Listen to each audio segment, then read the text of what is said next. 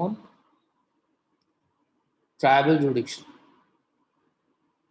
triability of courts. So which court can try what type of, basically we will be focusing upon which court can try which type of cases. So which court is going to try which type of cases? That will be the starting point. And for this, we have started an opened section, that is section 26. तो 26 को हमने read किया था last class में. Just we have gone through our reading. We have not explained that. ठीक है. So basically, answer to this question is section 26 of CRPC. Let us read section 26 of CRPC and what this section is saying. Right.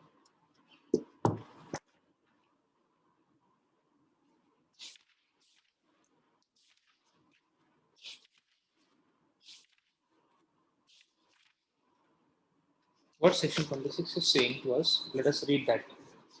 It says, court by which offense are triable. So obviously, our question that which court can try offense, answer is lying under section 26.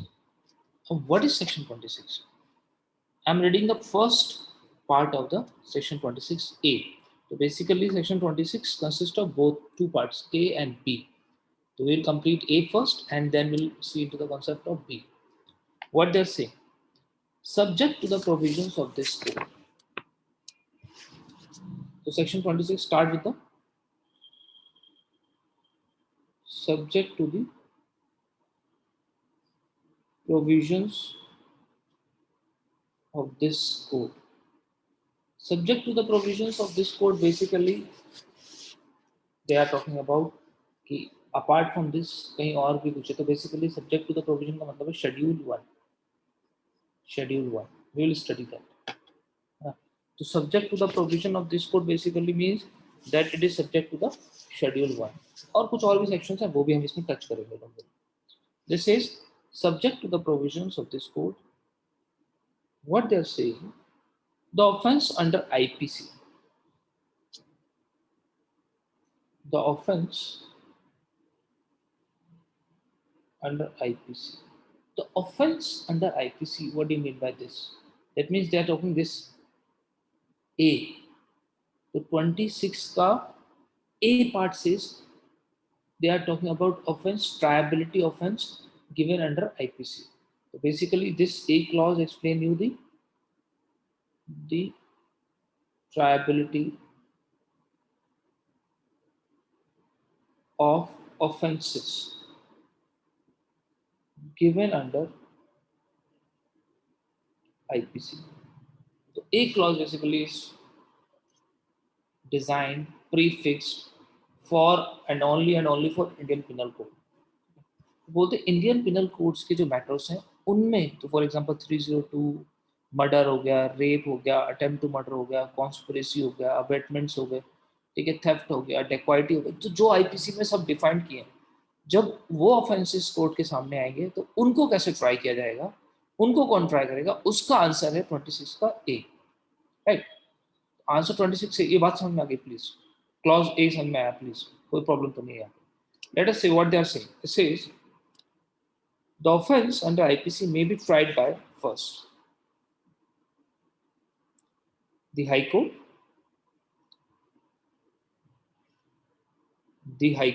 second, this is or Court of Session,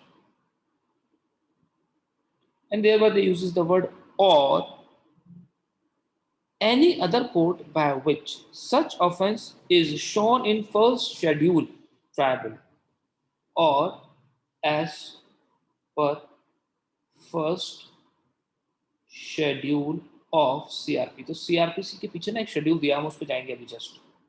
So they are saying three courts have a concurrent jurisdiction. What do you mean by concurrent jurisdiction? This says three courts have concurrent jurisdiction. So this is all have concurrent jurisdiction. When I say concurrent jurisdiction, that means they all can try. They all can try. तो बोलते हैं IPC के matter directly can be tried by high court, they can directly be tried by court of session, they can directly be tried by the court which is given under schedule 1. How they will try, we will understand that also. तो basically हमने we have studied the hierarchy. तो हमने बोला था कि lower court है, फिर अपर court है, फिर अपर कोर्ट है. सेक्शन 26 क्या कर रहा है, तीनों कोर्ट को बराबर लेके आ रहा है और बोलता है high court can directly try any matter. तो डायरेक्टली मतलब original jurisdiction, high court have original jurisdiction to try the offence of IPC. सीधा डायरेक्टली आईपीसी में हाई कोर्ट के पास पावर है कि आईपीसी के ऑफेंसेस को ट्राई करेगा, कर सकता है. Court of session can directly do this, court of session भी कर सकता है. और कौन करेगा, as per the schedule of CrPC. तो we have to understand basically it is always this clause is important for us.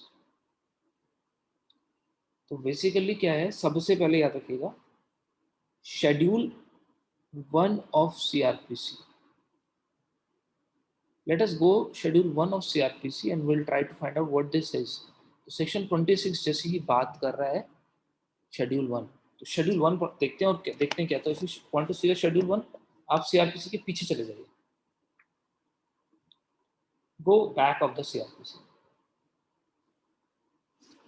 Have you find that?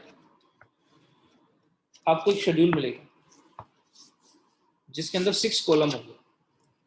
1 is a section, another is offense, third is punishment, fourth is cognizable, non-cognizable, fifth is bailable, and sixth is by what triable.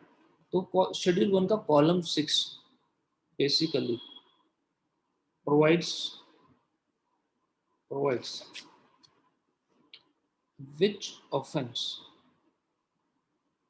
triable by which court. तो schedule का column number 6, Shivani बेटा मिला नहीं मिला, श्रेया बेटा मिला नहीं मिला column 6, Sarita we find column 6. आज तो मिला कॉलम 6 बेटा. इंपॉर्टेंट व्हाई, लेट अस से सी दिस कॉलम, हम इसको देखते हैं. और जो सबसे पहला कॉलम है वो सेक्शंस है. बेसिकली वो जो सेक्शंस है that are the sections of IPC. तो आईपीसी के सेक्शंस, तो जो हमारे सबसे एक्वेंटेड सेक्शंस हैं हम उनको पिक करते हैं और हम फाइंड आउट करने की कोशिश करते हैं क्या. तो पिक अप सेक्शन 300.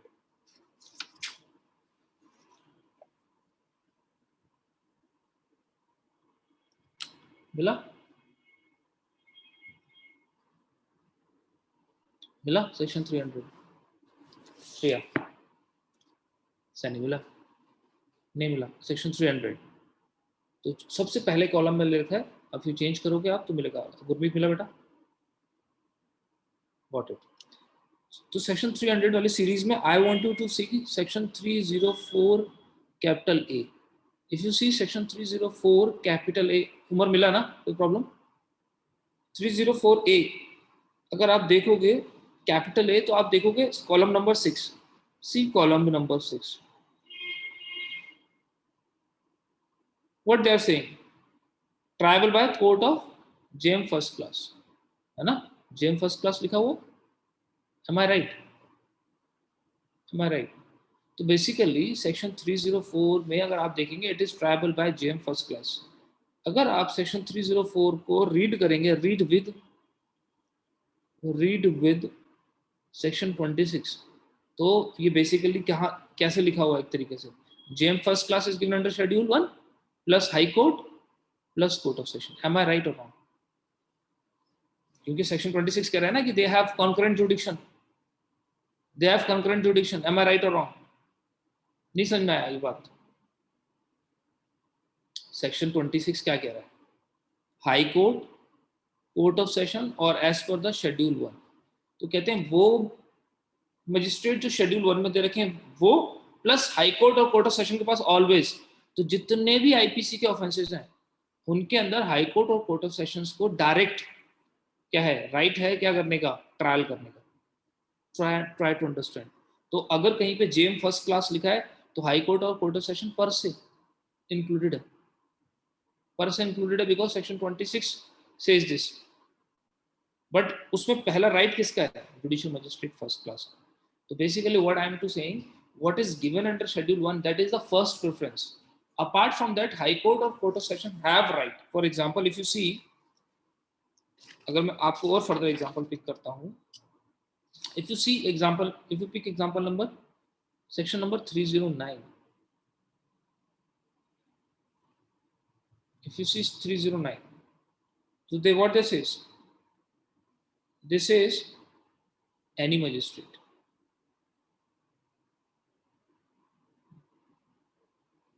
तो एनी मजिस्ट्रेट कैन ट्राई. तो सेक्शन 309 के ऑफेंसेस को कोई भी मजिस्ट्रेट ट्राई कर सकता है. तो व्हेन आई से एनी मजिस्ट्रेट, तो that means JM second class होगा, जेएम फर्स्ट क्लास कर सकता है, और हाई कोर्ट और कोर्ट ऑफ सेशन तो कर ही सकते हैं ऑलवेज. इज दिस क्लियर और नॉट?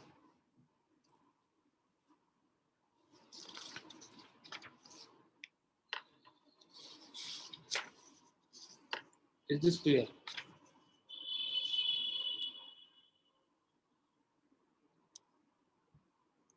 शिवानी कैमरा ऑन करोगे तब समझ में आएगा ना कि क्या क्लियर नहीं हुआ. मुझे बताओ.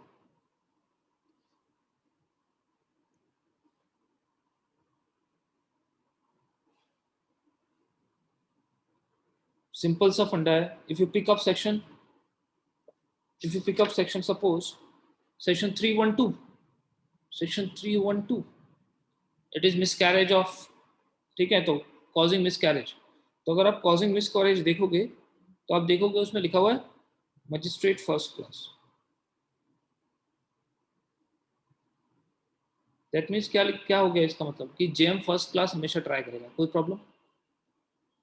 बट अगर आप सेक्शन 26 को रीड करेंगे तो सेक्शन 26 क्या कह रहा है? तीन बातें बोलता है, या तो हाई कोर्ट या कोर्ट ऑफ सेशन, और तीनों में और का मतलब क्या है? सारे एक साथ, कंकरेंट जुडिक्शन, सबका एक साथ ट्रायल है. तो शेड्यूल 1 में तो जेएम 1 दिया हुआ है, तो ये तो एज पर द शेड्यूल हो गया. प्लस अगर आप सेक्शन 26 रीड करेंगे तो हाई कोर्ट और कोर्ट ऑफ सेशन पर से लिखा हुआ है इसके अंदर एज पर सेक्शन 26. तो जहां पर हाई कोर्ट और कोर्ट ऑफ सेशन, अभी हम पढ़ेंगे कुछ जगह कोर्ट ऑफ सेशन लिखा ही लिखा है ना. जहां पे कोर्ट ऑफ सेशन नहीं भी लिखा है वहां पर भी कोर्ट ऑफ सेशन और हाई कोर्ट के पास जुरिस्डिक्शन है शेड्यूल के अंदर, because they are a court of higher category, and therefore section 26 ने उनको मौका दिया है. ठीक है. तो हाई कोर्ट और कोर्ट ऑफ सेशन के पास सारे ऑफेंसेस ऑफ आईपीसी जितने हैं उनमें ओरिजिनल जुरिडिक्शन है ट्राई करने का.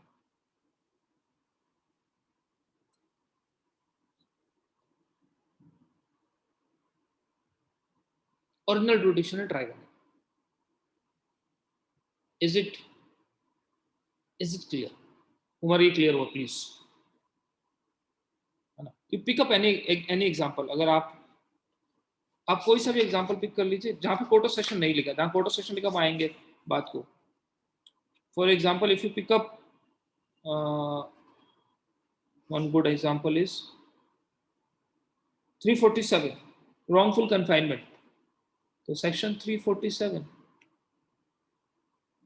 तो wrongful confinement है फॉर एक्सटॉर्शन एंड एवरीथिंग. इसमें क्या लिखा हुआ है? This is any magistrate.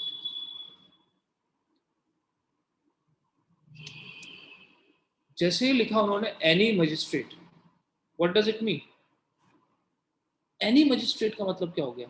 JM second class और JM first class. Am I right? तो as per the schedule JM first class, JM second class, और साथ में as per section 26 high court और कोर्ट ऑफ सेशन तो रहेगा. शिवानी बेटा अभी क्लियर हुआ? श्रेया भटनागर बेटा क्लियर है? भारती, रेशमा बेटा क्लियर हुआ please? Mansi, Stuti, is it clear? Very good.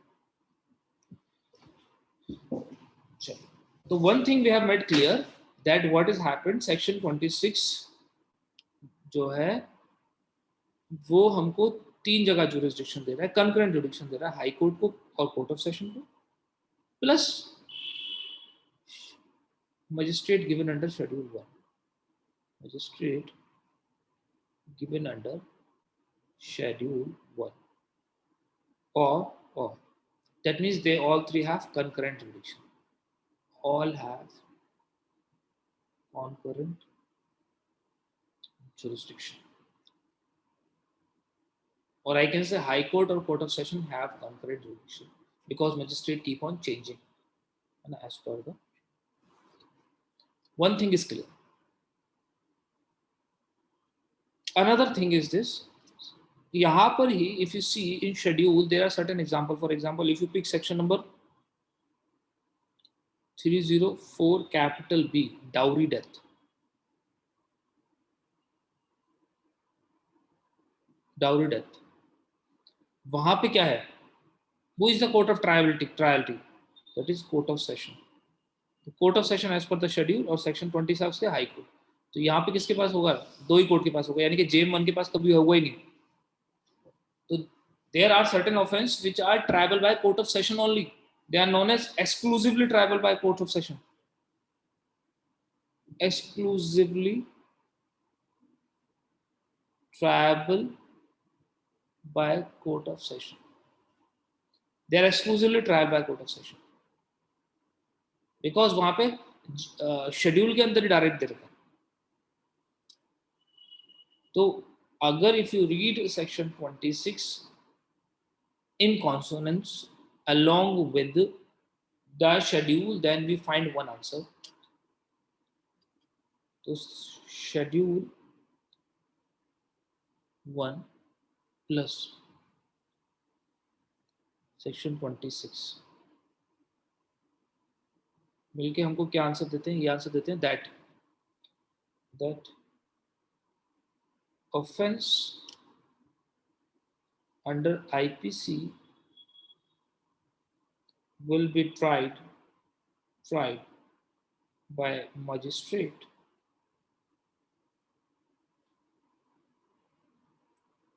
given under column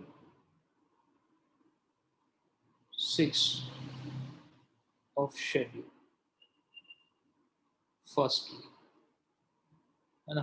तो firstly it is always the column 1 of the schedule. However,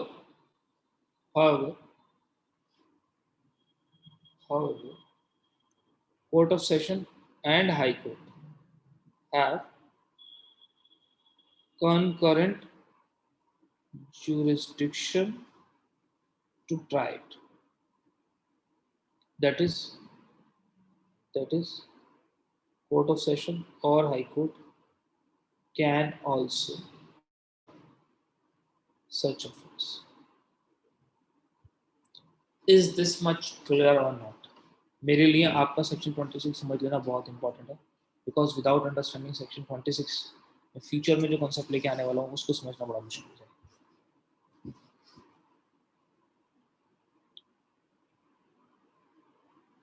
Is it clear? हाँ, प्लीज ask. सर ये जो लास्ट लाइन है sir, however court of session high court have concurrent jurisdiction to try it. So इस line में sir concurrent jurisdiction के place पे original jurisdiction भी लिख सकते हैं, वो मीन करता है? Concurrent, obviously, why not? Have concurrent original jurisdiction, why not? You can write it. क्योंकि सर हाँ, क्योंकि इससे पहले सर हम तीनों कोर्ट को concurrent jurisdiction में लिख रहे थे. तो तीनों कोर्ट को अभी भी लिख रहे हैं हम, तीनों कोर्ट को कंकरेंट जुरिडिक्शन नहीं तो हो रहा है. देखो ना कॉलम 6 में प्लस बात हुई है कंकरेंट, तो इनको कहिए, मैं इनको डिफरेंशिएट कर रहा हूं कि प्राइमा फेसाई किस पे रहेगा. प्राइमा फेसाई कॉलम नंबर 6 पे रहेगा. अगर वहां से वो चाहे तो हाई कोर्ट और कोर्ट ऑफ सेशन पर से एग्जिस्ट करते हैं. ठीक है सर, तो लेकिन इसमें हाई कोर्ट और कोर्ट ऑफ सेशन ये हमेशा हर जगह फिक्स रह रहा है, अनलेस कहीं कोर्ट ऑफ सेशन अगर एक्सक्लूसिवली ट्राइबल है तो अगर हाई कोर्ट और कोर्ट ऑफ सेशन ये जो हमेशा दो फिक्स रह रहा है, तो ओरिजिनल जुरिस्डिक्शन इनको कहेंगे या तीसरे को मिला के भी जो फ्लक्चुएट कर रहा है? तीनों के पास. चलिए, तो कॉन्करेंट जुरिडिक्शन का मतलब यही है कि एक साथ इकट्ठा करता है, राइट. और ओरिजिनल तो है ही, always original, they have original jurisdiction, मतलब पहले सीधा डायरेक्टली आप उनके पास जा सकते हैं. ठीक है, चलिए. Is this clear? Please Shreya बेटा क्लियर है, प्रियंका क्लियर हुआ है, Any person who is not clear with this? Shivani clear है? आस्था. तो एक चीज समझ में आ गया कि suppose what section 26 plus schedule 1 को अगर मैं एग्जांपल बनाने की कोशिश करूं तो suppose A commit offence under section 304A. तो ए ने अगर ऑफेंस किया अंडर सेक्शन 304A तो इसको कौन कौन ट्राई कर सकता है? It can be tried bye JM first class, वो करे, और चाहे तो और कोर्ट ऑफ सेशन कर ले या फिर हाई कोर्ट कर ले, है ना. This is what we have studied. यही तो पढ़ा. क्यों? क्योंकि JM first class is given under column 6 and this is as per section 26. Is it clear? Schedule 1 समझ में आया प्लीज आपको. अब let us see what section 26 says. What section 26 says? Section 26 says subject to the other provisions of this code. तो basically जो हमने पढ़ा that is subject to the other provision.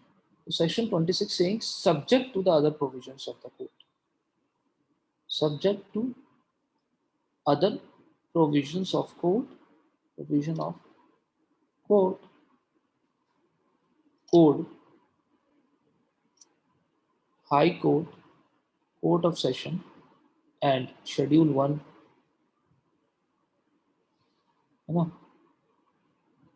Can, तो शेड्यूल 1 को मैं डिलीट ही करता हूँ बिकॉज शेड्यूल 1 तो दिया ही है हमारे लिए. तो फोकस है हाई कोर्ट और कोर्ट ऑफ सेशन, है ना. हाई कोर्ट और court of session can try any suit और प्रोसीडिंग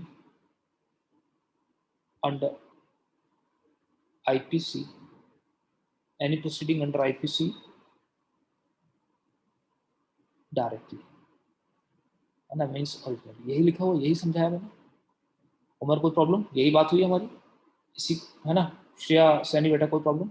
यही पढ़ा हमने कि सेक्शन 26 क्लियरली बोल रहा है हाई कोर्ट और कोर्ट ऑफ सेशन को आप डायरेक्टली चाहो तो ट्राई कर सकते हो but subject to the provision. What do you mean by subject to the provision?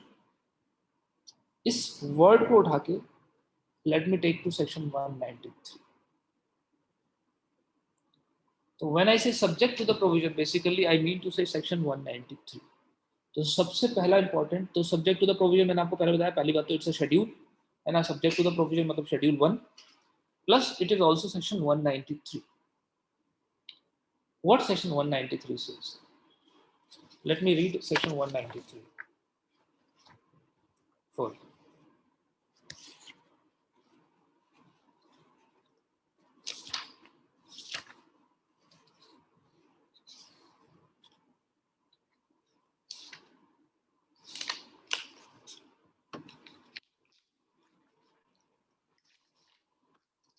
Section 193 is saying what?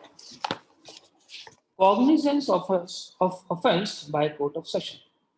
This is cognizance of offense by court of session. Cognizance of offense by court of session. Cognizance, how people know cognizance? Try करने से पहले जो cognizance लिखा है, यानी कि try करने से पहले कोर्ट के पास जब केस आता है और उसको वो डिसाइड करता है कि मुझे इसको ट्राई करना नहीं करना, that is known as cognizance, है ना. तो basically what do you mean by cognizance? Power of a magistrate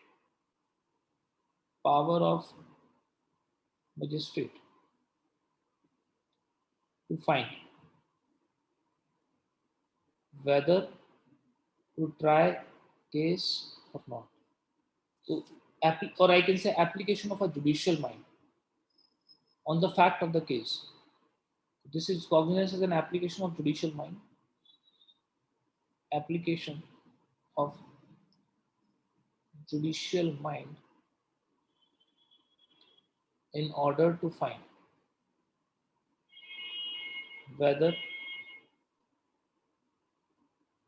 matter triable or not. ठीक है.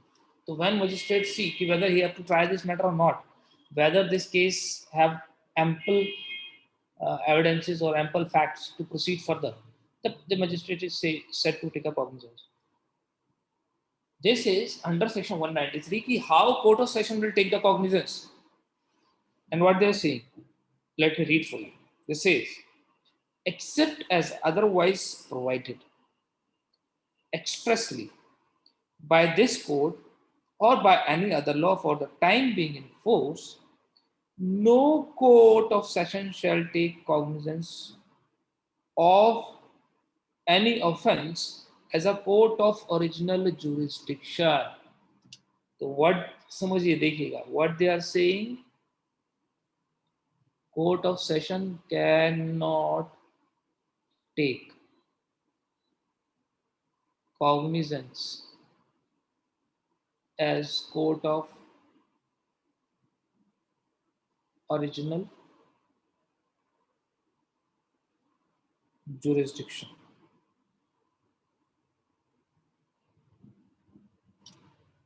What does it mean?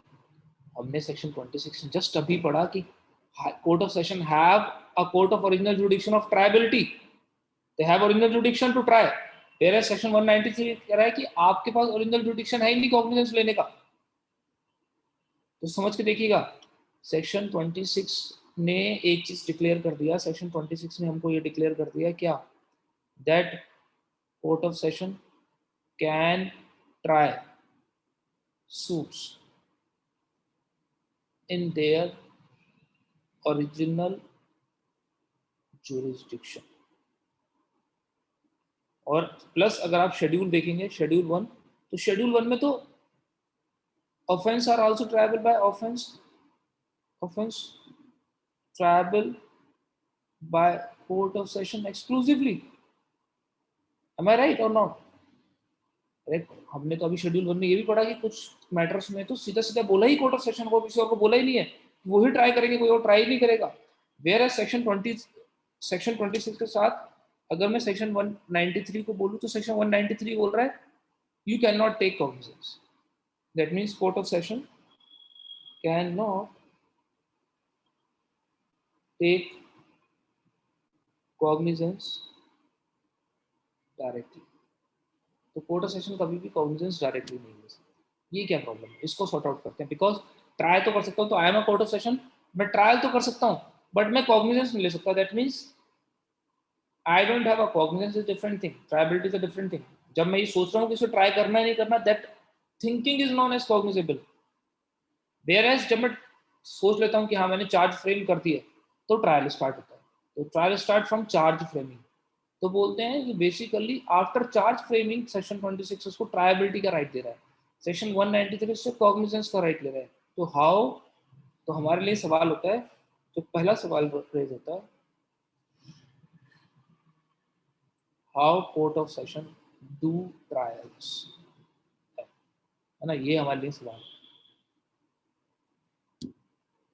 Have you understand this concept कि सवाल हमने क्या रेज किया है कि मेरे पास जब कॉग्निजेंस का राइट लिया, यानी कि मैं डायरेक्टली उसको कॉग्निजेंस नहीं ले सकता, उसके बारे में नहीं सोच सकता, तो फिर मैं उसे ट्राई कैसे करूंगा. नहीं समझ में आया? श्रेया क्लियर हुआ ना बातों की, सवाल क्या है? Answer to this lies into the latter line of the case. वो बोलते हैं क्या, unless it has been committed to the magistrate by the magistrate under this, this is unless committed by magistrate under this code. Answer कहाँ लाइज कर रहा है? Answer lies that court of session will try, court of session will try cases after committal only, after committal only. तो basically मैं क्या बताने की कोशिश कर रहा हूँ कि जब भी केस आएगा, समझिएगा बात, सेक्शन 193 क्या बोल रहा है? बोल रहा है जब भी कोई सूट फाइल होगा, चाहे वो कुछ कैसा भी हो, चाहे वो शेड्यूल 1 में हो या सेक्शन 26 का मैटर हो, बोलते हैं तो शेड्यूल 1 का बोलते हैं सबसे पहले कोर्ट किसके पास जाएगा, it will go with JM first class. तो जब भी पुलिस अपना केस पुलिस रिपोर्ट पे या फिर कंप्लेंट बेसिस पे। एक मिनट होल्ड रखिए, जस्ट एक मिनट।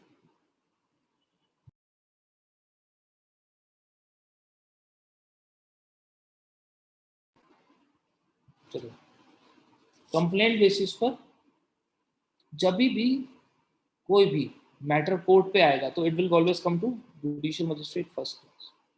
तो सबसे पहले कहाँ जाएगा? जुडिशियल मजिस्ट्रेट फर्स्ट क्लास की कोर्ट में जाएगा। Judicial magistrate first class will take cognizance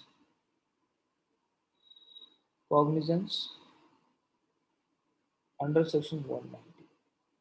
कैसे लेता है कॉग्निजेंस, वो बात की बात है, अभी नहीं पढ़ेंगे, हमारे लिए वो इंपॉर्टेंट नहीं है।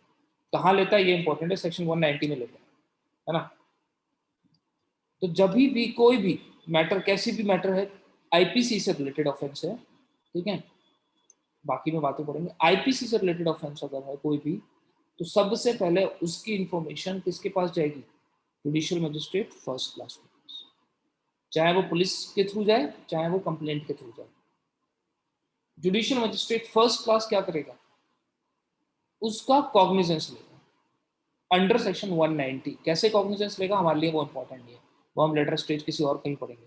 ही will take the cognizance and after taking the cognizance he will commit the case to court of session. और उसके बाद वो कोर्ट ऑफ सेशन को कमिट करेगा और उसके बाद court of session will try.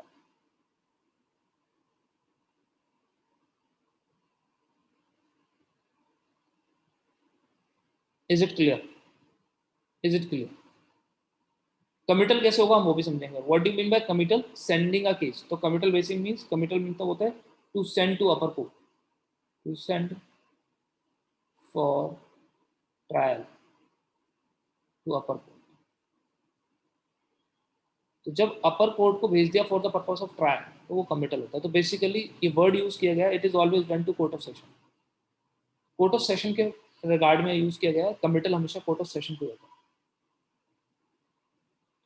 तो committal is always done court of session.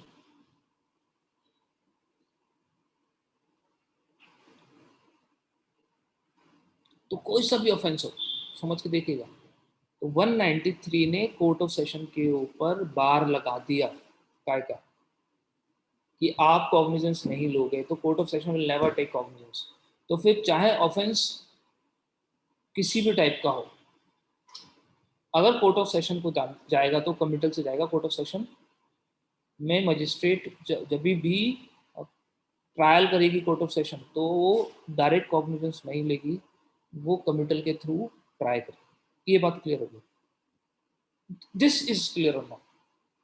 अब next question which comes forward to us, that in what cases committal will be done. कब कब magistrate committal करेगा, ये भी तो इंपॉर्टेंट है ना। When magistrate will do committal। तो मजिस्ट्रेट कमिटल कब कब करेगा? तो magistrate will do committal in the situations. कब कब करेगा, जस्ट एक मिनट रखिए।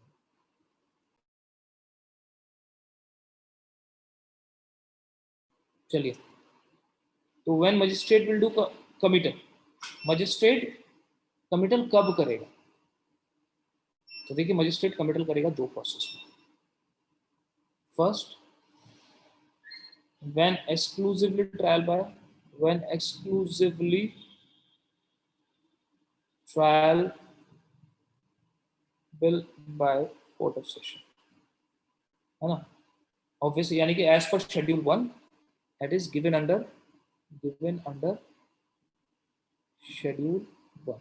जब शेड्यूल 1 में दे रखा है कि सिर्फ court of session he try कर सकता है, तो ऑब्वियस मजिस्ट्रेट को क्या करना पड़ेगा? कमिटल करना पड़ेगा। This is done under section 209। कहाँ किया जाता है? Section 209 CrPC. पढ़ेंगे हम इसको डिटेल में, डोंट वरी। और second situation is when magistrate consider that matter ought to be tried by court of session. Magistrate को लगता है, तो शेड्यूल में नहीं दे रखा है, बट हमने सेक्शन 26 में क्या पढ़ा था कि कोर्ट ऑफ सेशन को कंकरेंट जुडिक्शंस है, समझ रहे हो ना?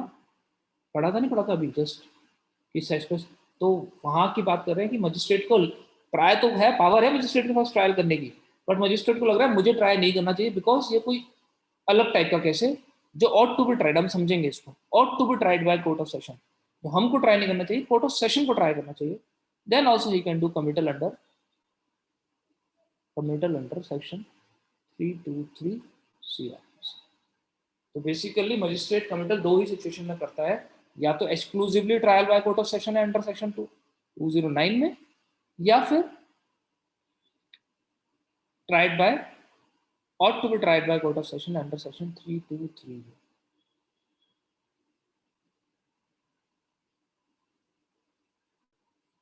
इतना कितना को ये कंसेप्ट यहाँ तक कितना समझ में, कितना वो लगा खिचड़ी हो गई इनके दिमाग के अंदर, how many people have already done with खिचड़ीज।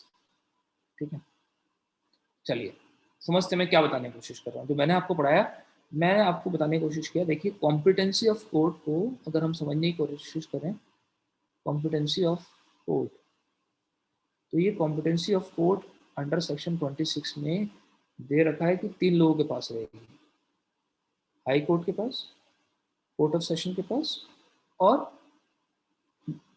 As per schedule 1 के अकॉर्डिंग, शेड्यूल 1 कॉलम 6 के ऊपर। अब क्वेश्चन क्या है, दो सिचुएशन है, सपोज शेड्यूल 1 में कोर्ट ऑफ सेशन दे रखा है, आंसर इज शेड्यूल 1 में क्या देखा है, कोर्ट ऑफ सेशन, कॉलम 6 में कोर्ट ऑफ सेशन दे रखा है, तब क्या होगा, देन क्या होगा, याद रखिएगा यहाँ पे as we know that under section 193 court of session have no power to take cognizance ना, तो कोर्ट ऑफ सेशन के पास तो पावर है नहीं कॉग्निजेंस लेने की, और ट्राई कौन करेगा, court of session. In such situation what will happen, magistrate JM first class will take cognizance, और क्या कर देगा फिर, do committal under section 209 to court of session, और फिर क्या कर देगा, वो कमिटल कर देगा सेक्शन 209 में कोर्ट ऑफ सेशन को, राइट। सेकेंड सिचुएशन क्या है, इसमें दे रखा है JM फर्स्ट क्लास या फिर JM 2, कोई भी दे रखा है, यानी कि एनी मजिस्ट्रेट की सिचुएशन है ना। कॉलम 6 में JM फर्स्ट क्लास दे रखा है और JM सेकंड क्लास दे रखा है, बट मजिस्ट्रेट का क्या व्यू है, magistrate view that court of session should try, ought to try basically, ought to try, हम समझेंगे what mean by ought to try। तो मजिस्ट्रेट को लगता है कि कोर्ट ऑफ सेशन को ट्राई करना चाहिए, ऐसा उसको फील हो रहा है, वो अभी भी कमिटल कर सकता है,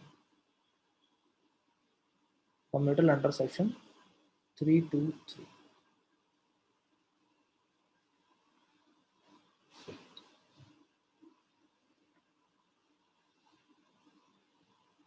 तो बेसिकली समझ के देखिएगा होता क्या है,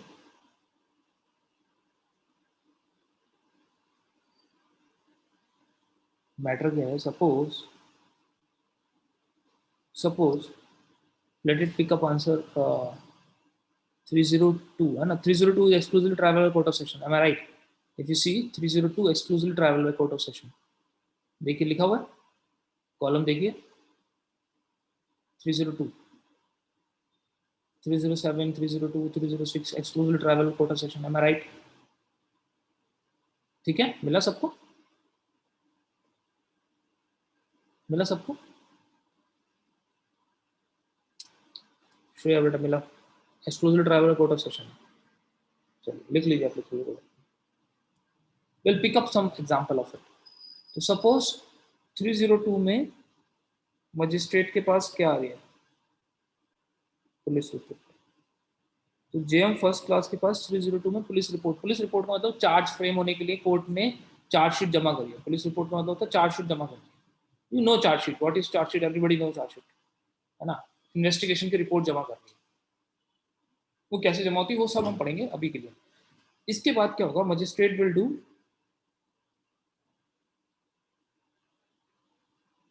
inquiry. Magistrate is doing inquiry. What is the inquiry? कि मैटर क्या है, ठीक है, डॉक्यूमेंट्स क्या क्या अवेलेबल है, क्या है।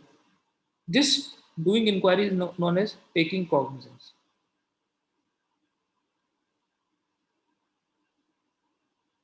है ना? Is taking cognizance. और फिर क्या करेगा? कॉग्निजेंस लेने के बाद he will frame charge. Charge frame. जैसे ही चार्ज फ्रेम होता है, अब क्या होता है? जैसे ही चार्ज फ्रेम होता है क्या होता है? ट्रायल स्टार्ट होता है, याद रखिएगा। जैसे ही चार्ज फ्रेम होगा, अब उसको ये बात पता है कि 302 क्या है? Exclusively trial by court of session. वो क्या करेगा? जैसे ही चार्ज फ्रेम करने वाली, what he will do? Now will do committal. Committal under section 209। और किसको भेज देगा? आया समझ? This is how court of session do trials. तो कोर्ट ऑफ सेशन के पास ये जो पुलिस रिपोर्ट है ना, ये सबमिट होने वाला टाइम, ये नहीं है कोर्ट ऑफ सेशन के पास। तो section 193 applies upon this. So this is section 193 which is talking about, and this is section 26 talking about. तो दो अलग अलग सिचुएशन है, तो दे आर नॉट फाइटेबल सिचुएशंस, है ना? अलग अलग है। हाँ जी आयुष्मान पूछिए। सर चार्ज फ्रेम तो बाद में होगा ना कमिटल के? नहीं, अभी हम पढ़ेंगे, डोंट वरी, ठीक है, डोंट वरी अबाउट दैट। अभी के लिए मान के चलिए कि चार्ज फ्रेम हो गया, ट्रायल स्टार्ट होता है चार्ज फ्रेम से, है ना? तो मान लीजिए हो गया स्टार्ट, डोंट वरी अबाउट। अभी हम 209 में गए नहीं है ना हमने, तो हमने 209 पढ़ा ही नहीं है, तो हम कैसे कर लेंगे? तो this is the process of doing committal. ऐसे ही सेक्शन 323 में और टू बी ट्राइड हम दोनों समझेंगे। तो we are done with section 26 with read with section 193. Is it clear? I want to go into section 209, but before getting into 209, 193 को एक बार और रीड करेंगे। यहाँ तक किसको नहीं समझ में आया प्लीज एक बार बता दीजिएगा, जिसको नहीं समझ में आया।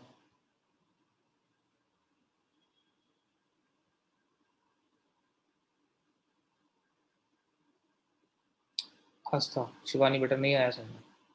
शिवानी शर्मा, रेशमा, देखिए बहुत important. Matthew, why I am asking it you people, because मैं इसको कॉम्प्लेक्स करने वाला हूँ। दिस इज सो कनेक्टेड, मैं इसको और कॉम्प्लेक्स करने वाला हूँ। फिर आप मत बोलना कि सर मेरे दिमाग के अंदर लोचा हो रहा है। तो इसलिए थ्रेड बाय थ्रेड खोलेंगे, ठीक है? डोंट वरी, मैंने बोला था ना ये कंसेप्ट बढ़ने वाला है, क्लास का लेवल बढ़ जाएगा ना, तो क्लास का लेवल बढ़ता चला जाएगा। तो आपने जिस तरीके से सीआरपीसी पढ़ी है, वो वाली सीआरपीसी और हमारी वाली सीआरपीसी बहुत अलग होने वाली है ना? We are into practical aspect. Now read section 209 again, वो 193 again. Let us read 193 again and फिर उसके बाद 209 में जाएंगे। What 193 says? Except as otherwise expressly provided. मेरे लिए ये important है। Except as otherwise expressly provided. Except as otherwise expressly provided का मतलब क्या? Section 193, तो basically section 193 have certain exceptions.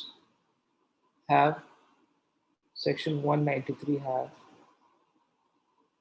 certain exceptions. When I say section 193 have certain exceptions, what does it mean? That means there are certain provisions in CRPC where court of session can directly take the cognizance. तो ऐसा नहीं है कि cognizance नहीं ले सकती, यहाँ पर भी we have an exception. That means that is there are certain provisions where court of session have right to take cognizance. तो कोर्ट ऑफ सेशन के पास राइट है कि वो डायरेक्टली कॉग्निजेंस ले सकती है, ठीक है, you can directly take the cognizance. What are these exceptions? तो अगर आप उनके एक्सेप्शंस को देखने की कोशिश करेंगे तो कोई बताएगा मुझे कौन कौन से एक्सेप्शन है? Anyone can tell? एग्जैक्टली, चलिए लिख भी सकते हैं आप, बताइए।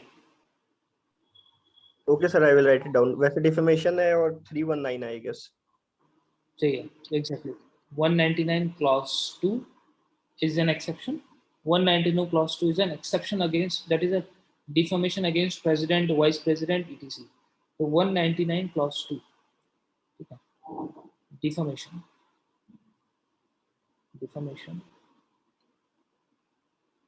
against president, vice president, etc.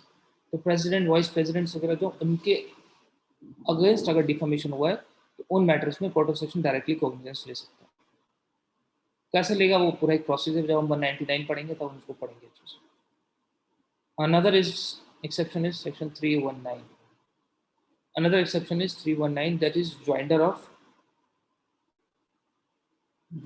prosecution.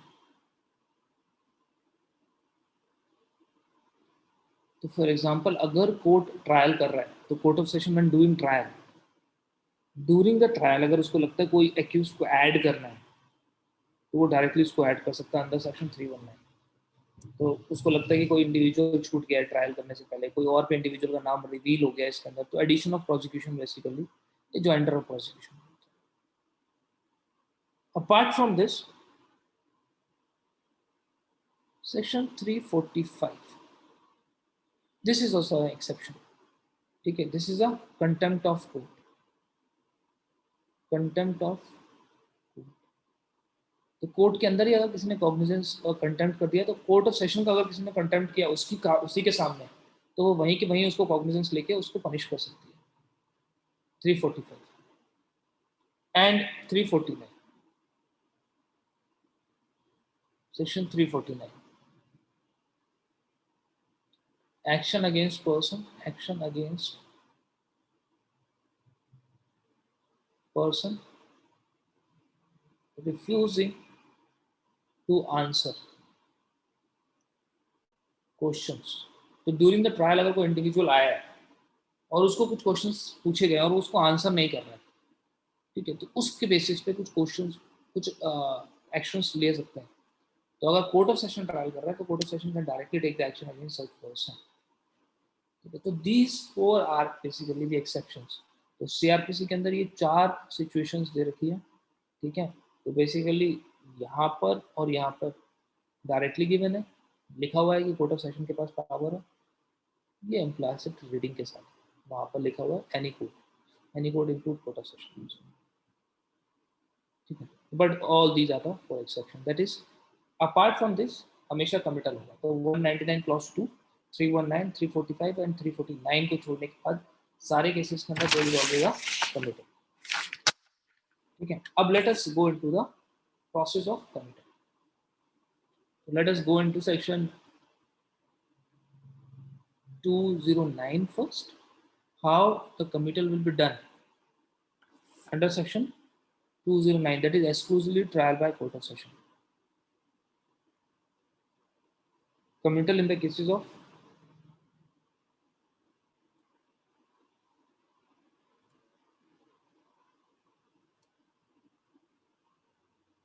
committal in cases exclusively triable by court of session. Exclusively trial by court of session, that is committal under section 209. तो basically the offences which are exclusively trial by court of session, यानी कि जिनको schedule में दे रखा है पीछे,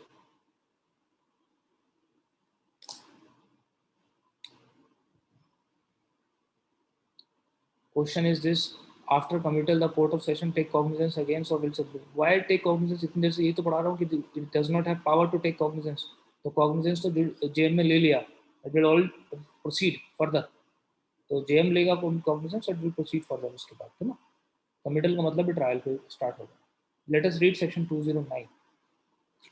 When I say exclusively trial by court of session, basically what does it mean? That means that जो schedule 1 में जहाँ पे देखा हुआ है कि court of session he try करेगी, उन मैटर्स में कैसे ट्रायल होगा उसके लिए डील करते हैं 209. Let us read section 209.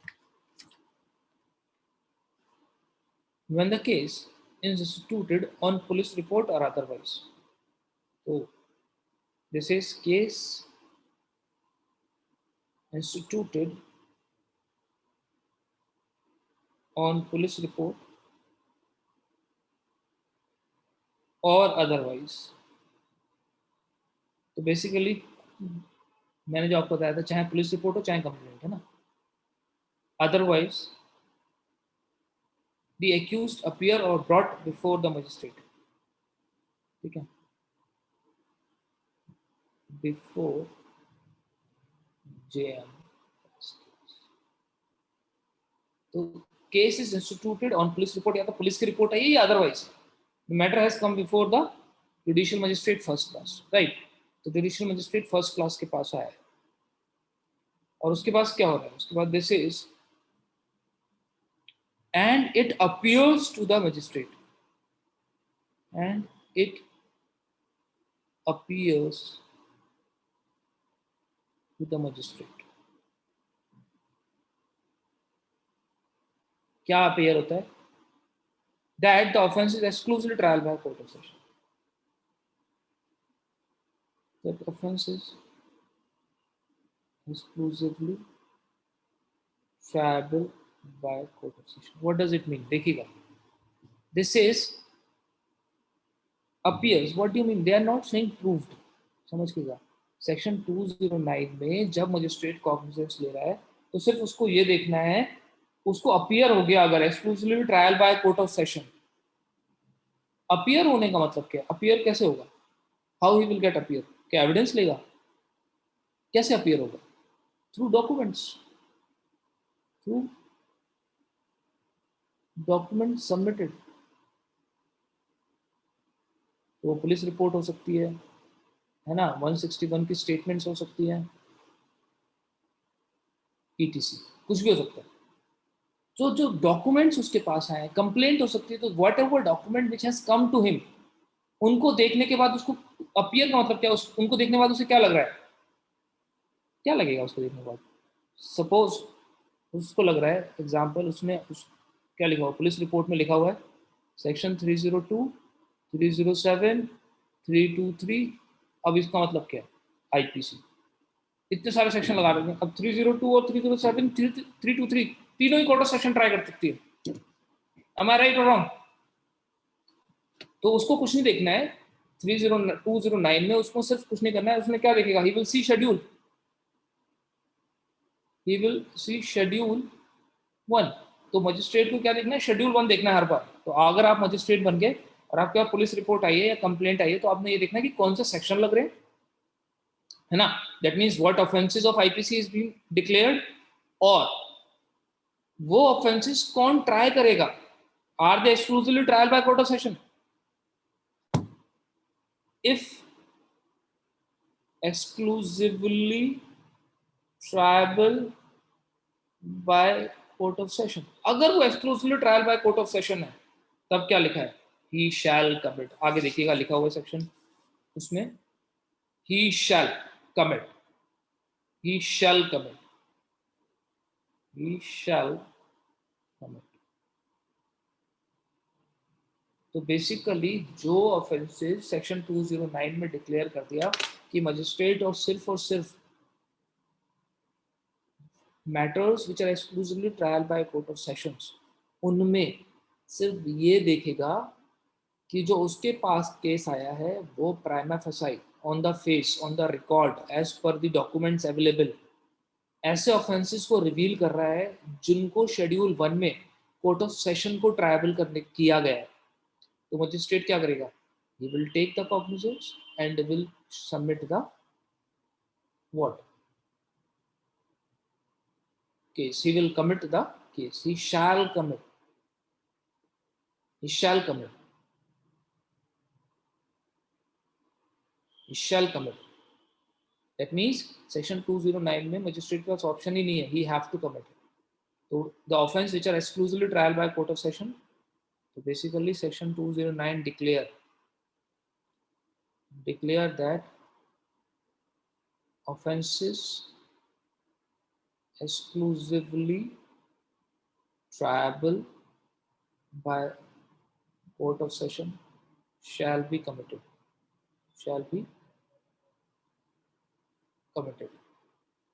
And magistrate have no other power.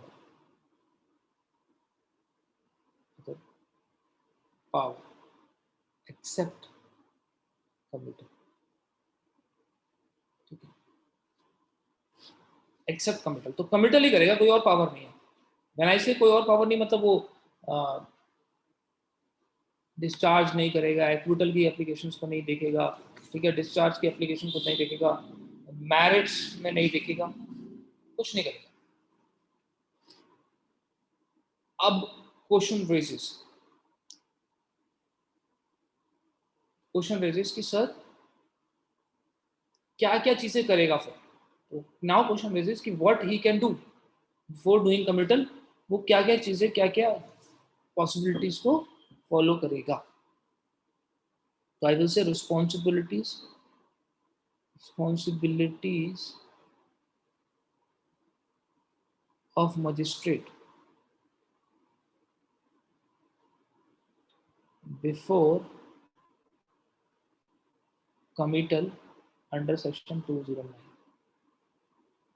First thing understand, अगर मजिस्ट्रेट को ये पता चला कि मुझे कमिटल 209 में करना है, यानी कि this is a offence which is exclusively trial by court of session, तो उसके पास सारी पावर सीज हो जाती है, उसके पास कोई पावर नहीं, because he is not the right court. But फिर भी उसको कुछ पावर दी गई है. वो क्या क्या पावर्स हैं वो देखते हैं, यानी कि basically they are not powers, they are responsibilities of a magistrate taking cognizance in the cases which are exclusively trial by court of session. तो 209 में क्या दिया गया है, कुछ रिस्पॉन्सिबिलिटीज दी गई. वो क्या क्या रिस्पॉन्सिबिलिटीज हैं वो पढ़ लेते हैं. नहीं समझ में आ रहा है, किसी को कुछ भी हल्का सा भी ऊपर नीचे जा रहा है मुझे बता दीजिएगा, ठीक है. इसको सब कंपाइल करूंगा तो बहुत ईजी है. नहीं आ रहा श्रेया, बहुत हार्ड हो गया है ना. किसी को भी लग रहा है कि हल्का सा भी हार्ड हुआ है तो बता दिया, ठीक है, don't worry. Let us read what are the responsibilities. चलिए मैं वापस 209 रीड कर रहा हूँ.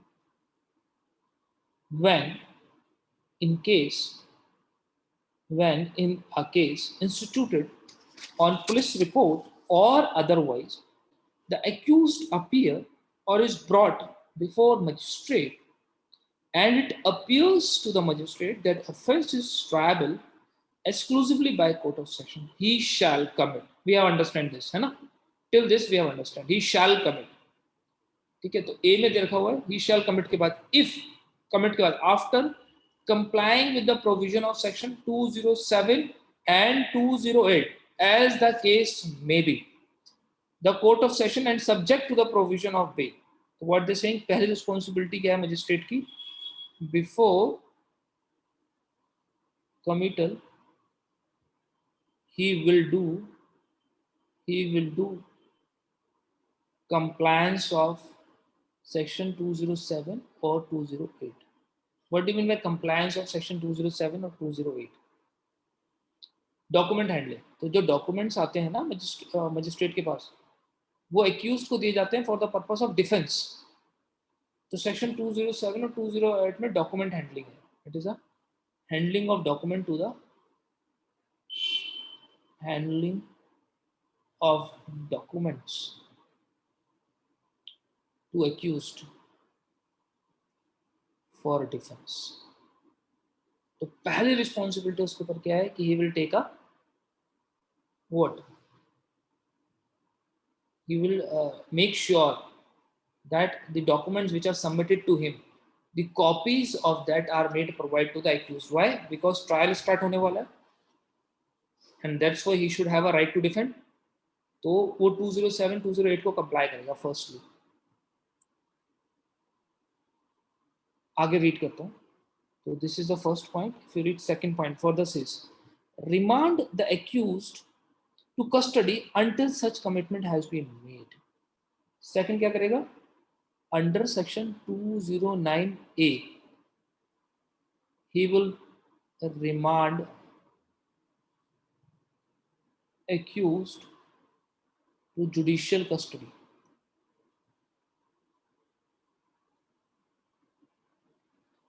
ठीक है? Till date of committal.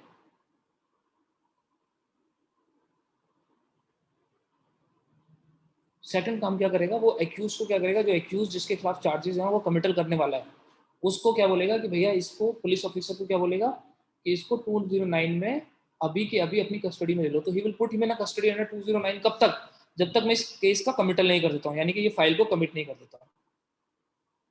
Right?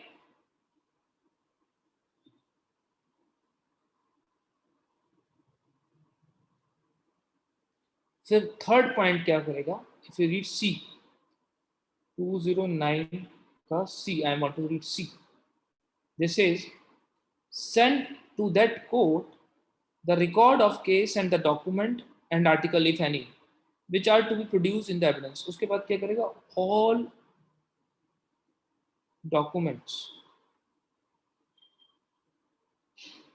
will be sent to court of session, जिसको बोलते हैं कमिटल. वो कोर्ट ऑफ सेशन को क्या बोलेगा? सारे डॉक्यूमेंट्स भेज देगा जो उसके पास अवेलेबल हैं, जो उसने 207 में और 208 में एक्यूज को अवेलेबल कराए, प्लस और अदर डॉक्यूमेंट्स. जितने भी documents related to the case, they all will be sent to the court of session. ठीक, कोर्ट ऑफ सेशन को सेंड करेगा. 209 के साथ I want to read one more section, that is read section 228 for me. बहुत सारे section डाल दिए ना, सब सिंप्लीफाई कर दूंगा, don't worry. I wanted to read section 228. 228 का clause B सिर्फ. I want to read for you clause B. बाकी सब बात तो करेंगे. This is, if after such consideration and hearing as aforesaid, यानी कि ये section 209 के compliance हो गए, तो क्या बोलते हैं? The judge is in the opinion that there is a ground for presuming that accused has committed an offence. Which B, I want to read B, which is exclusively triable by a court of session. That is, this is 228 का B कहता है offense. Lost my signals. Just hold it.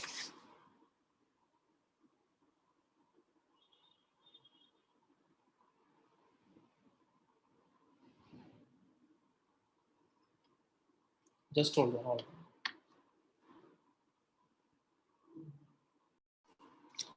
What was saying? This is, जब उसने accused को here कर लिया, document को सबको देख लिया, उसके बाद क्या करना है? This is which the offense which is exclusively trial by court of session, he shall frame in writing a charge against the accused. This is his fourth duty. What he will do?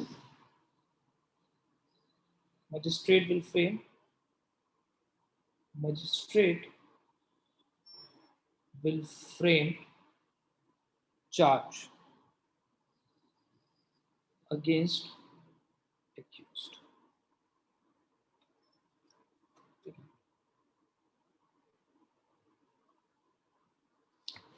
उसके बाद क्या होगा? If you read, this says where the judge frame charge under clause B of subsection 1, the charge shall be read and explained to the accused, and the accused shall ask whether he pleads guilty of the offence or not. तो फिर क्या लेगा? Magistrate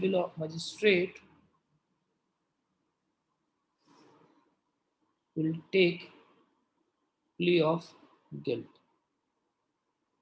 under section 228 का 2.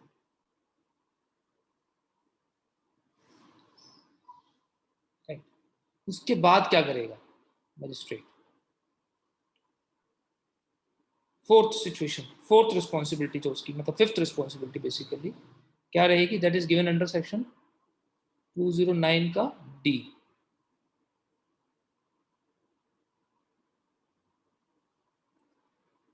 What this is, notify the public prosecutor of the commitment of the case of the court of session. तो क्या बोलेगा? he will inform PP about commitment. This is how the committal होगा. अब committal होगा. Ayushman answer मिल गया आपको अपना कि चार्ज फ्रेमिंग होगी नहीं होगी. You got the answer, right? तो yes, it is exclusively triable by court of session. It will always be charge framed. तो मजिस्ट्रेट के पास इंक्वायरी से लेके चार्ज फ्रेम तक का राइट होगा और उस बीच में उसके पास ये रिस्पॉन्सिबिलिटी होगी. 4 रिस्पॉन्सिबिलिटी बेसिकली. क्या? पहली रिस्पॉन्सिबिलिटी वो ये देखेगा डॉक्यूमेंट के बेसिस पर कि ये offence exclusively trial by court of session है या नहीं है.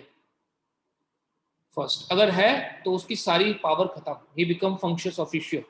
अब उसके पास सिर्फ लिमिटेड पावर है. क्या? वो कंप्लाई सेक्शन 207 208 को कंप्लाई करेगा, यानी कि एक्यूज को डॉक्यूमेंट्स प्रोवाइड कराएगा. वही डॉक्यूमेंट वो कोर्ट ऑफ सेशन को भेजेगा, ठीक है, और उन्हीं डॉक्यूमेंट के बेसिस पे वो चार्ज फ्रेमिंग करेगा राइटिंग में और उसको एक्यूज को एक्सप्लेन करेगा और उस पर प्ली ऑफ गिल्ट भी लेगा. और प्ली ऑफ गिल्ट लेने के बाद उसको रिकॉर्ड करेगा और रिकॉर्ड करने के बाद कोर्ट ऑफ सेशन को भेजेगा. प्ली ऑफ गिल्ट के ऊपर वो ऑर्डर नहीं कर सकता. He can not discharge them. याद रखिएगा, magistrate will only take plea of guilt. He will not decide on the basis of plea of guilt. वो सिर्फ पूछेगा कि आप ऑफेंस मानते हो, अपनी गलती मानते हो या नहीं मानते हो. अगर वो गलती मानता है, मजिस्ट्रेट ये बात लिखेगा और कमिट कर देगा. वो कहता मैं नहीं मानता हूं, तभी भी लिखेगा और कमिट कर देगा. On the basis of plea of guilt he have no power to discharge. तो मजिस्ट्रेट, सपोज एक्यूज ने बोला मैं अपनी गलती नहीं मानता हूँ, मजिस्ट्रेट चाहता है उसे डिस्चार्ज कर दे, या उसने बोला मैं अपनी गलती मानता हूँ और मजिस्ट्रेट चाहता है मैं उसे कन्विक्ट कर दूँ. दोनों ही तरीके में ही कैन नॉट डू दैट. वो सिर्फ प्ली ऑफ गिल्ट तक लेगा, चार्ज फ्रेम करेगा और भेज देगा. उसका result high court of session will see कि वो क्या करेगी उस प्ली ऑफ गिल्ट पर. याद रखना. तो प्ली ऑफ गिल्ट का रिएक्शन नहीं करना है, सिर्फ लेना है plea of guilt.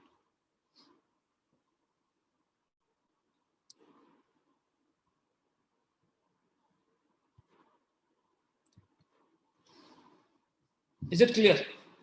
Is it clear? 209.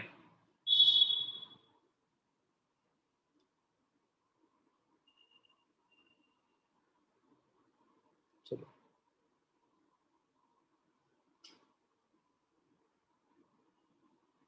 तो अगर आप ध्यान से देखेंगे कुछ चीजें, सेक्शन 209 के अंदर कमिटल ऑफ केसेस होगा. Committal of cases exclusively trial bye, है ना. और उसमें मजिस्ट्रेट के पास रिस्पॉन्सिबिलिटीज हैं. रिस्पॉन्सिबिलिटीज कहाँ कहाँ दे रखी हैं? 209 ए में, बी में, सी में, डी में, प्लस 2281 बी में एंड 228 के क्लॉज 2, है ना. ये हमने पढ़ा था. इज इट क्लियर और नॉट? इतना क्लियर हुआ नहीं हुआ प्लीज?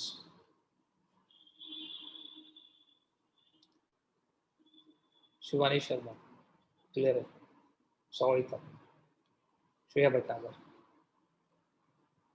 पिछली बार से अलग हो गया है. मैथ्यू कितना अलग हुआ पिछली बार से?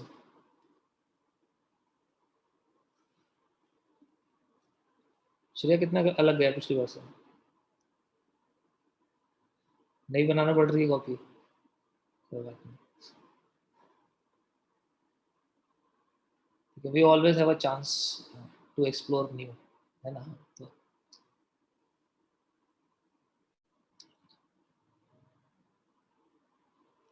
चलिए. यस, तो वैसे मजिस्ट्रेट की रिस्पॉन्सिबिलिटी. सरिता रिस्पॉन्सिबिलिटी किसकी होगी बताना जरा. तुम्हारी रिस्पॉन्सिबिलिटी तो हो नहीं सकती. It's magistrate responsibility. मजिस्ट्रेट के बारे में तो पढ़ रहे हैं, बताओ। चलिए प्लीज़ अपने नोट्स बहुत संभाल के बनाइएगा, जो तरीका बता रहा हूँ वो तरीका फॉलो करिएगा, और जो मैं बोल रहा हूँ वो बातें भी लिखनी है। गुरमीत समझ में आ रहा है ना, कोई प्रॉब्लम तो नहीं है? तेरे को तो आएगा, बिकॉज लास्ट टाइम क्लास ली थी तो it's clear select for you. जिन्होंने लास्ट टाइम क्लास ली थी उनको थोड़ा सा प्रॉब्लम होने वाला है। चलिए अभी 209 ए और 209 B, I want to give this reading to this line.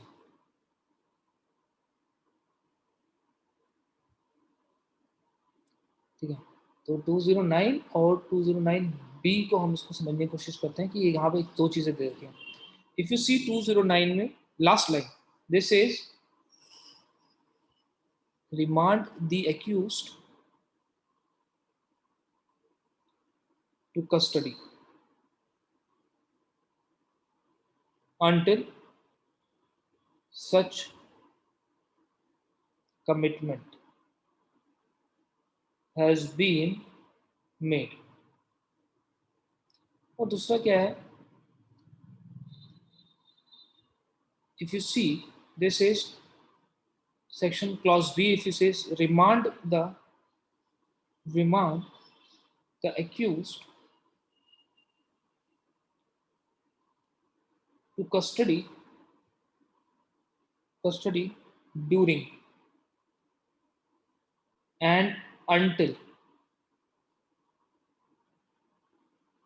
conclusion of trial।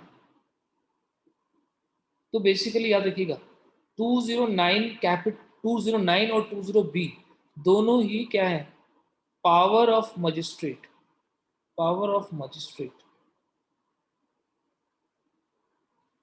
To provide judicial remand, है ना। तो प्रोवाइड जुडिशियल रिमांड प्रोवाइड करने की प्रोसेस है, बट दो अलग अलग क्यों दे रखे हैं, समझ के देखिएगा। 20 कैपिटल ए कब लगता है, याद रखिएगा ये कब लगता है, from date of submission of police report और कंप्लेंट। तो जिस दिन पुलिस रिपोर्ट और कंप्लेंट पहली बार आई उस दिन से लेके टिल डेट ऑफ कमिटल। तो जिस दिन पहली बार पुलिस रिपोर्ट आई तो मजिस्ट्रेट को टाइम लगेगा सोचने में, है ना, 1 दिन 2 दिन 3 दिन 4 दिन 5 दिन कि मुझे कमिटल करना है नहीं करना है, मुझे डॉक्यूमेंट्स प्रोवाइड कराने हैं 207 में, 208 में डॉक्यूमेंट प्रोवाइड कराने हैं, प्रोसिक्यूटर को भी इन्फॉर्म करना है, तो इस प्रोसेस में ही विल टेक टाइम, हाँ है ना। उसको चार्ज फ्रेम भी करने हैं, है ना, तो डॉक्यूमेंट रीड करेगा चार्ज फ्रेम करने के लिए, उसको प्ली ऑफ गिल्ट भी लेना है तो उसमें भी 2 दिन लग सकते हैं। इतने दिन के लिए एक्यूज को कहाँ रखेगा, अंडर 209 ए के अंदर he will be have power to send the accused to a judicial custody 209 A में। अब 209 बी क्या है, फ्रॉम डेट ऑफ कमिटल, जिस दिन वो कमिटल कर रहा है उस दिन से लेके till final disposal of case by court of session. तो जिस दिन वो कोर्ट ऑफ सेशन को भेज रहा है उस दिन से लेके जब तक final disposal of the case नहीं हो जाता, या फिर जब कोर्ट ऑफ सेशन डिसाइड नहीं कर देती फर्दर क्या करना है, उतने दिन के लिए he will send the accused to judicial remand। This is given under section 209B। तो जब पहली बार एक्यूज आता है पुलिस थाने से लेके पकड़ के लाती है पुलिस और मजिस्ट्रेट के पास आती है और रिपोर्ट जमा करती है कि सर इसको पकड़ा है और ये मैटर है, ठीक है, और हमारी इन्वेस्टिगेशन कंप्लीट हो गई है, दिस इज अ चार्जशीट। और मजिस्ट्रेट ने चार्जशीट देखी और उसको देखते लग गया कि अच्छा ये तो कोर्ट ऑफ सेशन का ट्रायल है, तो वो क्या करेगा, वो 209 ए का रिमांड ऑर्डर प्रिपेयर करा लेगा और बोलेगा पुलिस ऑफिसर से कि इसकी रिमांड आपको मैं देती हूँ या देता हूँ 209 ए में, ठीक है। अब उसके बाद क्या होगा, मजिस्ट्रेट क्या करेगा, now he will see complete file, document copy बनवाएगा उसकी, सारा कुछ प्रिपरेशन करेगा, डॉक्यूमेंट अवेलेबल कराएगा कि उसको, इसमें उसे 2-3-4 दिन लगेंगे। जिस दिन वो सारा प्रिपरेशन कंप्लीट कराने के बाद, the day he is making a committal, वो एक्यूज को फिर बुलाएंगे और बोलेंगे आज मैं आपका कमिटल, आपके मैटर को कहाँ भेज रहा हूँ, कोर्ट ऑफ सेशन को भेज रहा हूँ। जिस दिन वो उसके मैटर को कोर्ट ऑफ सेशन पे भेजेगा, उस दिन 209A की रिमांड खत्म हो जाएगी, यानी कि अब वो 209A में रिमांड नहीं कर सकता। लेकिन अब वो क्या करेगा, उसके पास एक नई पावर आ जाएगी, दैट इज 209B। अब वो 209B में बोलेगा कि now you will be in judicial remand till what, final disposal of the court of session. और आप, वो आपकी पेशा, आप यही बोल सकते हो till the trial start next date. तो आप ये भी लिख सकते हो कि you will be in judicial remand till the next date, और उसके बाद फिर कोर्ट ऑफ सेशन डिसाइड कर लेगी, है ना, समझ में आया। और आप चाहो तो उसे वो भी बोल सकते हो कि अब जब तक कोर्ट ऑफ सेशन में सिट चलेगा तब तक उसके एंड तक के लिए I will be under the trial. This is known as judicial remand under section 209A and 209B। नहीं क्लियर हुआ, कितनों को नहीं क्लियर हुआ, प्लीज इसको लिख जरूर लीजिएगा जो बातें बोल रहा हूँ, बिकॉज अगर मैं हर चीज़ को चार्ट समझाऊंगा तो बड़ा मुश्किल हो जाएगा मेरे लिए, है ना, क्योंकि कुछ चीज़ों का चार्ट नहीं बना सकता। तो आप लिख लीजिएगा प्लीज। हाँ सरिता बेटा, क्या नहीं समझा?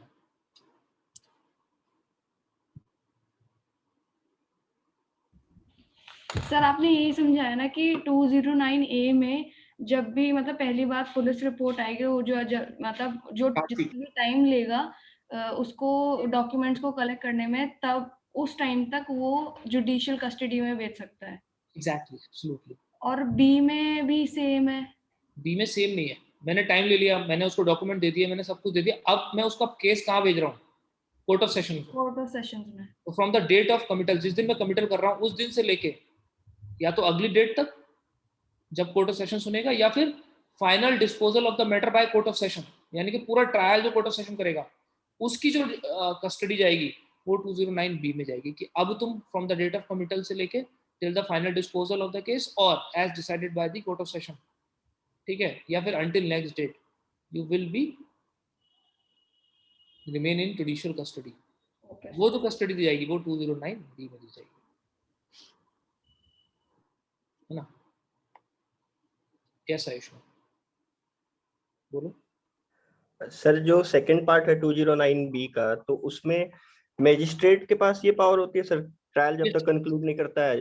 Yes yes 209।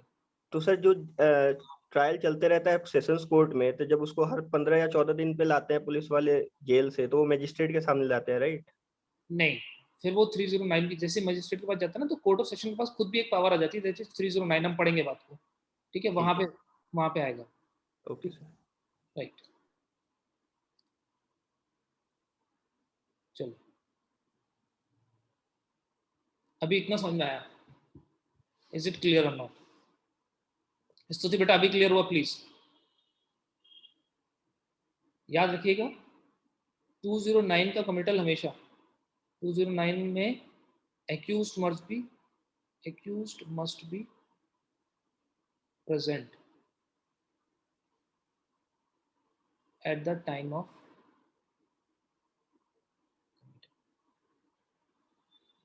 so there is no committal without the presence of accused, no committal if accused not present। तो अगर accused absconded है, भागा हुआ है ना, तो नहीं होगा कमिटल। तो इफ accused भागा भगोड़ा, पकड़ा ही नहीं गया, कभी अरेस्ट नहीं है, तो जब तक वो अरेस्ट नहीं होता तब तक कमिटल नहीं होता है 209 का, राइट, याद रखिएगा। बट हाँ, एक सिचुएशन ये भी हो सकती है, suppose A B C D ये आर द ऑफेंडर्स ना, और एक्यूज्ड ये लोग हैं accused, ABC is present but D is absconded. तो ABC प्रेजेंट है बट D एब्सकॉन्डेड है। बताइए क्या यहाँ कमिटल हो सकता है? Answer is committal is allowed, committal allowed under section 209।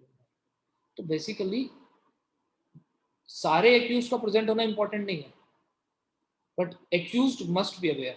तो सिर्फ इस ग्राउंड पे कि एक एक्यूज्ड मिसिंग है, 2 एक्यूज्ड मिसिंग है, या सिर्फ एक ही एक्यूज्ड प्रेजेंट है, मैं कमिटल कैसे करूं? नहीं, सिंगल एक्यूज्ड है तभी भी आप कमिटल कर सकते हो, no doesn't matter. But yes, accused का होना मैंडेटरी है। बट सपोज एक्यूज्ड एक भी नहीं पकड़ा गया, नोबडी इज देयर, तो फिर कमिटल नहीं, बिकॉज फिर रिमांड किसको दोगे, है ना? तभी तो वो बोलते हैं ना, अगर आप 209 की स्टार्टिंग लाइन लिखोगे तो ये बोलते हैं ना, where the accused appear or is brought before the court, है ना? तो they are using accused appear or brought before the court। But याद रखिएगा सेक्शन 209 कमिटल्स हमेशा काय के होते हैं, चाहे 209 हो चाहे 323 हो, committal is of case not of accused. याद रखिएगा, ये लाइन भी याद रखिएगा। तो कभी ये गलत मत करना कि एक्यूज कमिट हो रहा है, केस कमिट होता है, एक्यूज थोड़ी कमिटल, एक्यूज का कमिटल नहीं होता, केस का कमिटल हो रहा है, because case is tribal bye court of session, है ना? जब भी तो वो यूज कर रहे हैं, the magistrate that the offence is tribal bye court of session. If you read section 209, they are not saying accused tribal by court of session, they are using offense tribal by court of session। that means it is always the committal of a case, not that of accused।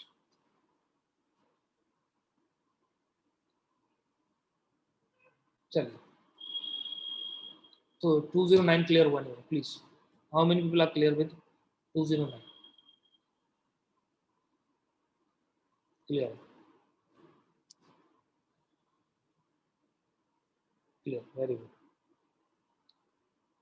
इसी की line में tomorrow will be do 323। आज नहीं पढ़ाऊंगा because वो एक और mind up setup हो जाएगा, और जब हम जाएंगे तो उसके साथ ही 325 के अंदर मूव कर जाएंगे हम। तो will study 323, read with 325 tomorrow. But अभी के लिए